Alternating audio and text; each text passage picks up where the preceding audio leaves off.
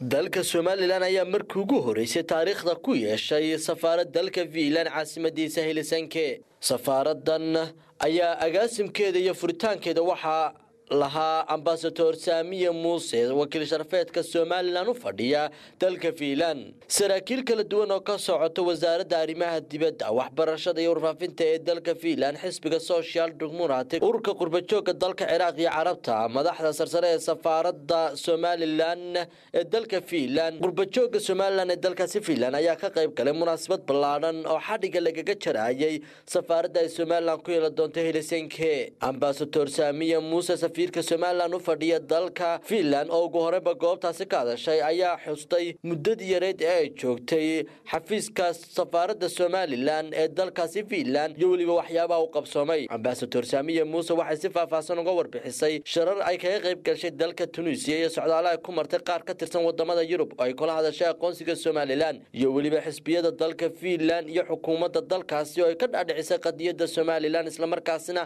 ay tani noqotay mid suura gashay inay ka furto safaarad dalkaasi Finland.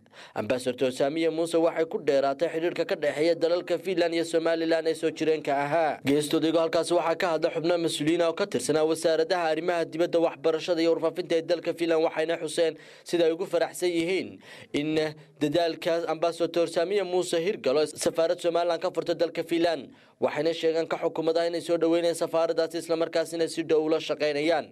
Mas'uuliyiinta xisbiga Social Democratic ayaa ku amaanay safiirka Somaliland ee dalkaasi Finland Ambassador Saamiye Muuse dadaalka ay ugu jirtay isku xidhka xisbiga Social Democratic iyo waliba qaar ka mid ah xisaabta Somaliland ka jira. waxayna sheegeen wakiil sharafeedka Somaliland ee dalkaasi Finland Ambassador Saamiye Muuse ay qayb lixaad ka qaadatay isu soo dhawaanshiyaha xiriirka dalalka Finland iyo Somaliland. Mas'uuliyiin kala duwan oo ka tirsan ururka qurbajooga Ciraaq iyo Carabta oo munaasabada ka hadlaya soo dhaweeyay safaaradda cusub ee Somaliland ku yeelan doonto dalkaasi Finland, waxayna ugu hambalyeeyeen dadaalka ay sameeyeen mas'uuliyiinta safaaradda Somaliland ee dalkaasi Finland. Ugu dambeynna Ambassador Saamiye Muuse iyo xubno ka tirsan mas'uuliyiinta kala duwan ee ka soo qayb galay munaasabadaas ayaa si rasmi ah xariga uga jaray. Ambassador Saamiye Muuse ayaa muddo 3 bilood ku siman haysa xilka wakiil sharafeedka dalka Somaliland u fadhiya Finland, balse ilaa hadda kama helin dhaqaale banjad u ah safaaradda dawladda Somaliland. Talaabadan ayaa noqon doonta mid wax weyn ka tarta aqoonsiga loogu jiro in ay Somaliland hesho.